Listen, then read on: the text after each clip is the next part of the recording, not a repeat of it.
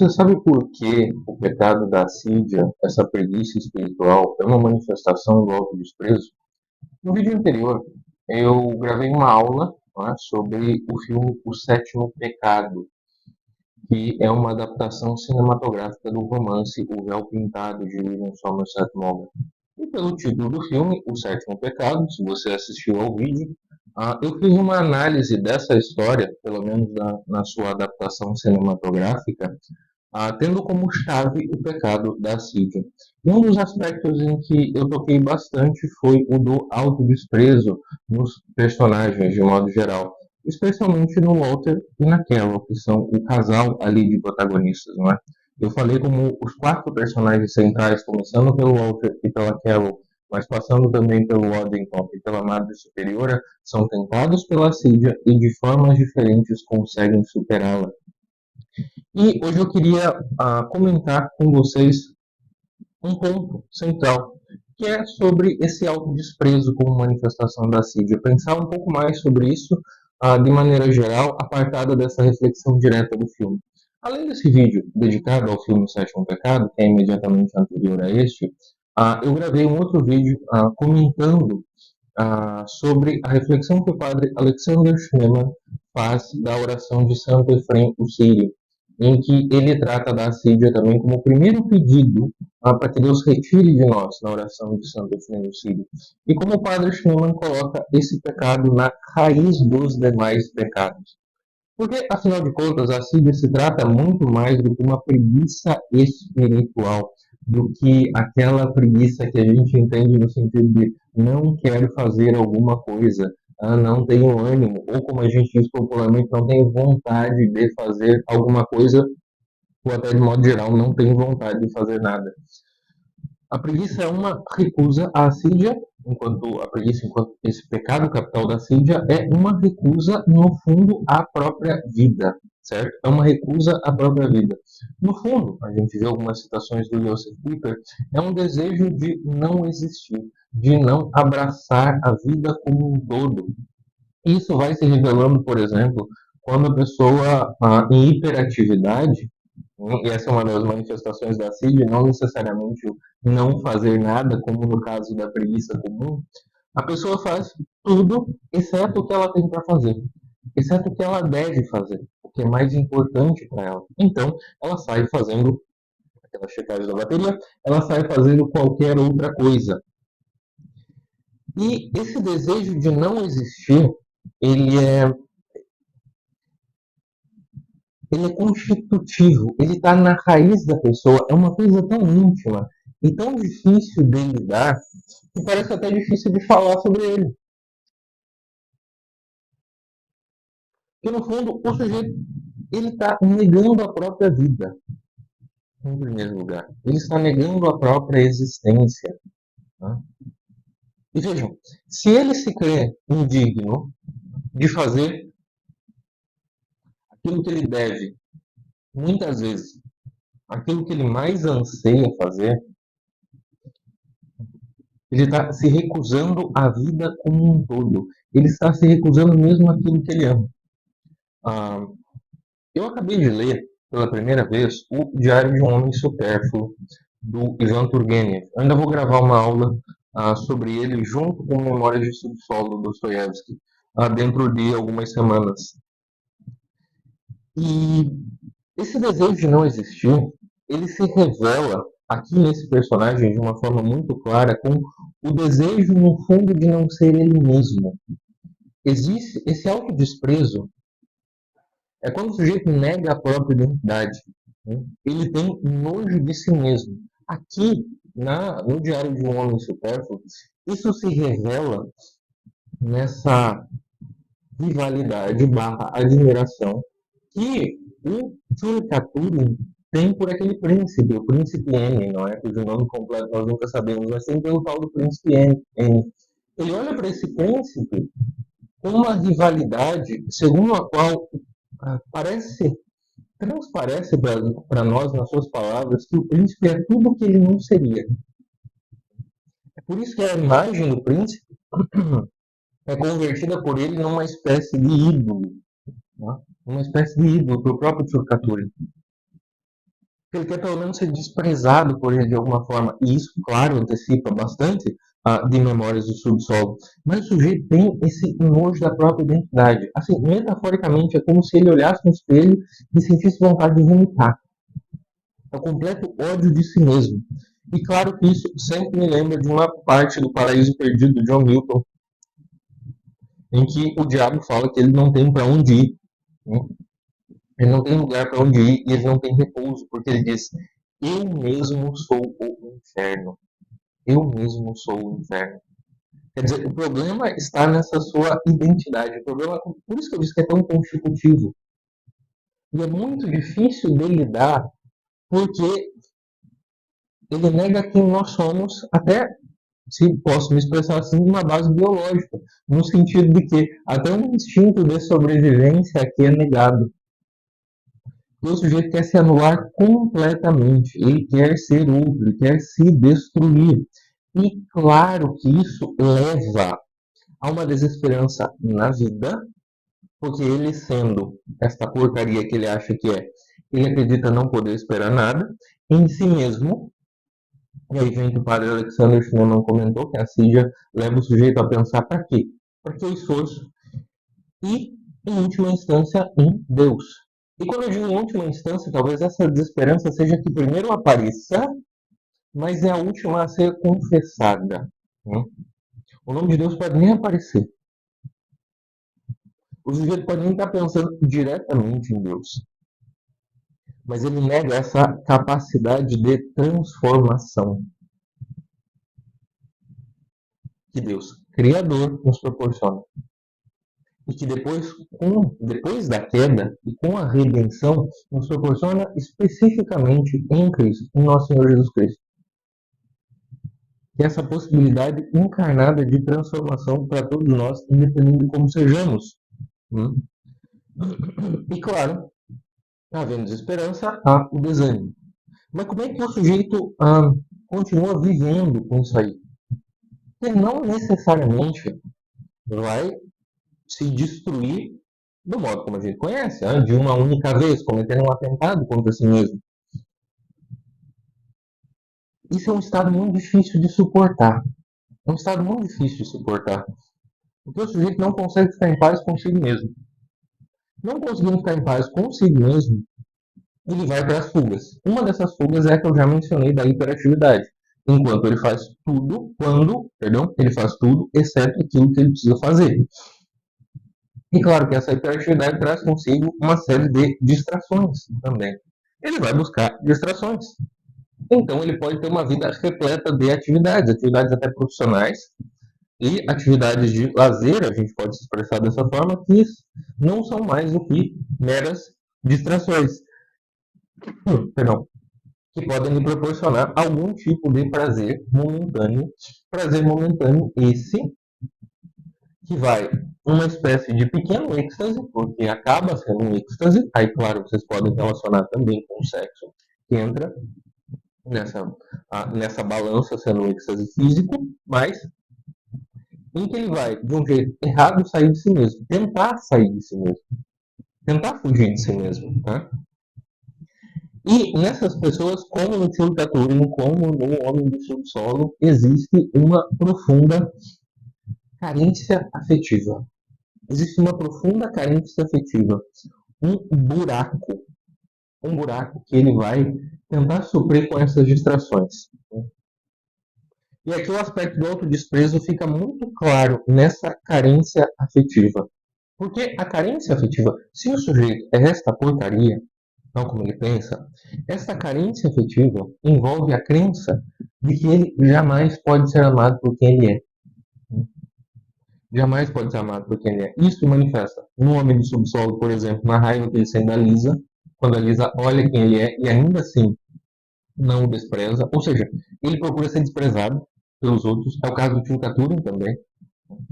Ele vai tomando atitudes que o fazem ser desprezado pelos demais, para confirmar aquela sua hipótese anterior. Não que o sujeito faça isso conscientemente, não necessariamente. Não necessariamente. Mas os seus comportamentos baseados nessa crença. É claro que isso fica no nível até subracional, mas os seus comportamentos baseados nessa crença de que ele não pode ser amado, que por sua vez está fundada no autodesprezo, o leva a se tornar desprezível aos olhos dos outros. Né? Para se, para se confirmar, para que essa hipótese se confirme também aos olhos alheios. Tal como o amor é uma afirmação, a aprovação da existência do que o Piper falou por olhos alheios, começando com os divinos, o autodesprezo também, uma macaqueação satânica, ele tenta buscar confirmação de que ele é real, de que ele tem bases reais aos olhos dos outros. E é claro que outro personagem de Dostoiévski que vem à mente aqui, que é o Stavroga em Os Demônios, um sujeito que se despreza bastante claramente e que ele vai buscar a confirmação desse desprezo. E vários personagens do Dostoiévski agem assim, a Grushenka também, em Irmãos Karamazov, pelo que eu me lembro. Mas, assim, os dois exemplos mais fortes que eu tenho em mente, agora acaba de vir um terceiro, são em primeiro lugar, que eu já mencionei, O Homem do Subsolo, o Stavroga em Os Demônios e também Anastasia Filipovna em O Idiota, tá? Em O Idiota. E a gente pode pensar que, de modo geral, todo pecado é, no fundo, autodesprezo. Todo pecado é, no fundo, o desejo de destruir a si mesmo. Santo Agostinho mostrou isso muito bem nas suas confissões quando ele falou sobre o episódio do roubo das peras, não é? Que é aquele desejar o mal pelo mal, a maldade pela maldade, no fundo, para se destruir. E eu vou ler para vocês duas citações do padre David Vincent McConney, num livro que é excelente, cuja leitura eu recomendo muito, que é On Self-Harm, Narcissism, Atonement and the Vulnerable Christ, em que ele fala do pecado enquanto manifestação de autodesprezo, à luz de tudo que ele estudou sobre Santo Agostinho. E uma das coisas que ele diz é a seguinte: esse é o círculo vicioso do pecado. Ele colapsa mais e mais em si mesmo, dentro de si. É aqui que a verdadeira natureza do mal é percebida.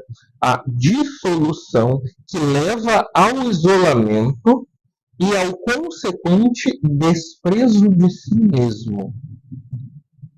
Esse desprezo, por sua vez, leva à alienação autoimposta e ao fracionamento, não só da nossa interna capacidade de viver, mas também das relações que trouxeram para aquela pessoa sentido e gosto.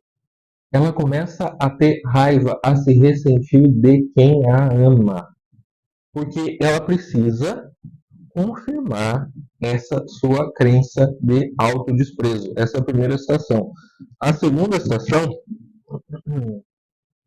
deixa eu ver onde é que está. Deixa eu ver aqui onde é que está. Essa é mais curta. O pecado destrói e a destruição leva ao desprezo. O desprezo, por sua vez, leva a mais destruição e, eventualmente, o sujeito que já está machucado e ferido simplesmente deseja desaparecer. Simplesmente deseja desaparecer. Isso, de modo geral, em todo pecado. Em todo pecado. Esse é o fundo de todo pecado. Na assídia, isso já começa a aparecer na superfície. Se a gente já entende, de novo, muito mais do que uma mera preguiça de não fazer as coisas, mas já como manifestação do desejo de não existir. Porque esse desejo, em primeiro lugar, ele nega o amor primordial de Deus. Aqui, o amor de Deus e o amor humano, para o sujeito que despreza a si mesmo, estão muito juntos. Tal como, claro, é muito importante, são importantes as nossas relações afetivas para a nossa relação com Deus e vice-versa, elas estão bastante imbricadas no nosso modo de viver, na nossa vida mesma. Quando o sujeito nega primeiro esse amor primordial de Deus, e de novo, essa negação não precisa ser consciente, tá? Ela não precisa ser consciente, não é que o sujeito precisa, sei lá, estudar o catecismo, ler que Deus nos amou primeiro, como diz São João também, ler que Deus nos amou primeiro, e aí ele vai e ele nega isso, depois ele nega as outras coisas. Não necessariamente. Não necessariamente. Com desprezo pela própria identidade, ele acaba negando, em primeiro lugar, essa raiz mesmo da sua identidade, que é o amor divino. E se ele não tem consciência disso, como é o mais comum, como acontece na maioria das vezes, o sujeito não faz uma afirmação teológica sobre a negação do amor divino desse modo, mas ele mostra que ele não crê que pode ser amado. Ele não crê no amor humano e, consequentemente, não crê no amor divino. Aí qual é a ordem em que aparecem as duas coisas? A ordem da realidade é primeiro a negação do amor divino, claro, porque o amor divino vem antes. Mas na vida mesma, tal como ela se apresenta para nós, essas primeiras manifestações se dão na descrença de que ele pode ser amado por outras pessoas. Mas, de novo, essa situação é muito difícil de aguentar. E ela deixa um buraco afetivo tremendo. Porque nós realmente precisamos desse amor e nós vivemos melhor à medida em que temos consciência dele. Há um buraco afetivo que precisa ser tapado. Há um buraco que precisa ser tapado. E, de novo, ele vai tapar nas distrações, na tentativa de suprir essa carência afetiva, nessa admiração por outras pessoas, nessa atenção em outras pessoas que ele crê que são melhores do que ele, que manifestam para ele, como no caso do homem supérfluo, que manifestam para ele quem ele nunca vai ser. E ele fica fascinado, ele transforma aquela criatura num ídolo completo, um ídolo que seria capaz de alguma forma de lidar o ser, nem que seja pelo desprezo, não é?